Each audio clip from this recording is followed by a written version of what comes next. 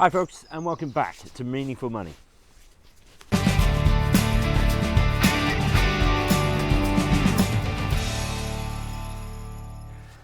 Okay, a little bit of a change of scene this time. I'm in the grounds of Dartmouth Castle by kind permission of English Heritage and the lady who we just asked, because we brought the camera on spec, wondered if we might get a decent view. So you can see the ramparts just above my head there and the River Dart over my right hand shoulder. So we're continuing the series about trusts, and actually last time I said that I would just cover off the other kinds of trusts. We've dealt with vested interest and non-vested interest trusts, the main types. There are some other ones that you might come across, but rather than deal with them actually in their own video, I'm going to deal with them as they become relevant, particularly when we talk about taxation. So we need to move on then now to the powers of trustees, the powers and duties. So if you are a trustee or an executor of somebody's will, and the will sets a trust up, you need to know what you can and can't do. It's a question I get asked quite a bit, and it's particularly important because as a trustee, as we mentioned when I introduced this series really, you own effectively the stuff in the trust, in the box, and it's your duty to look after it, and it's your duty under the law to look after it. So powers and duties come in two types. Seems like everything comes in two types in this series, but there's the statutory powers and duties, the ones which are enshrined in law, and the common law duties and responsibilities, the ones which have been sort of set in case law that has been that has been set over the many years. So we're going to look at the statutory duties this time. So this is what you can do and what you must do as a trustee. The powers are set primarily by something called the Trustee Act 2000. Now prior to 2000 there was two acts which governed what trustees could do. One was the Trustee Act 1925, can you believe, going back that long, and the Trust Investment Act 1961. Now both of those are swept away by the Trustee Act 2000 pretty much, but it's important if you're a trustee that the primary the driver of what you can and can't do is the trust deed itself. So that's a will, if the trust is set up as part of a will, or it's the trust document. It's the thing which sets the terms of the trust. What the Trustee Act is like the default powers, the default rules, but the trust itself governs everything. So the document setting up the trust is the ultimate power, and that can overrule the act within reason. So let's have a look at these powers then. The first one is a power and a duty, rather, to exercise skill and care as a trustee. Now that might sound obvious, but it's important enough for it to be enshrined in law.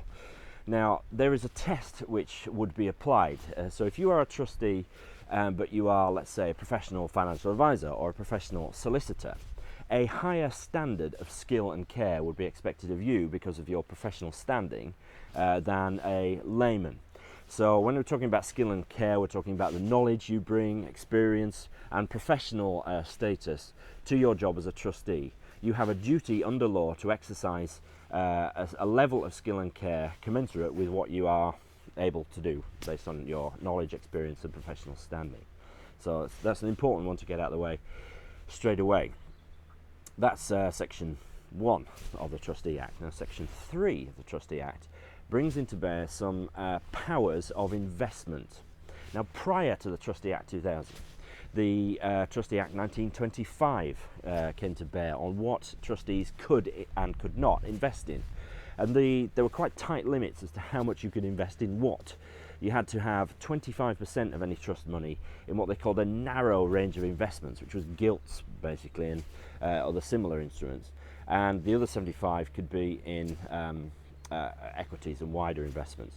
The Trustee Act 2000 blows all that away, and the rule under the Trustee Act 2000, and I quote, well actually I paraphrase, but you know what I mean, now trustees are able to make any kind of investment such as they would as if they were absolutely entitled to the money themselves. So if you're a trustee now, you can make any kind of investment that you would as a personal investor, but you must be subject to the next bit. So section 4 of the Trustee Act brings in something called standard investment criteria. It doesn't bring them in, it just enshrines them in law. This is common sense, stuff we've talked about in previous videos. So you must, when you are investing on behalf of a trust, bear in mind some standard investment criteria. There's a boat on the water behind me, that's what that noise is. So you must bear in mind, obviously, the suitability for the trust, suitability of any proposed investment. You must bear in mind the obvious need for diversification, spread the money around. These are enshrined in law, you've got to do these things. You must also keep any investments under review. So that's all investments, so it's not just investments that you might make as a trustee, but if the trust was set up and had investments already in it, then they also must be kept under review. So I mean, that's pretty standard stuff. Make sure whatever you invest in is suitable, make sure you spread the money around, and keep any investments under review. All pretty basic stuff, but enshrined in law, really important. Finally, under this, the sort of statutory powers and duties is a power to delegate. This is an important one set up in the Trustee Act 2000 because there was some uncertainty prior to that whether it was possible to delegate investment powers, say, to a stockbroker or a discretionary fund manager. Well, the Trustee Act 2000 puts that quite clearly. You can delegate. You can appoint nominees or custodians of money, which you would if you were appointing a stockbroker. You can actually appoint a stockbroker or a discretionary fund manager to run the money on your behalf. But there's some things that you must have in place if you're a trustee. So if you have appointed an external fund manager to run the money for you, there must be a policy statement of how the fund should be invested. That must be in writing as well.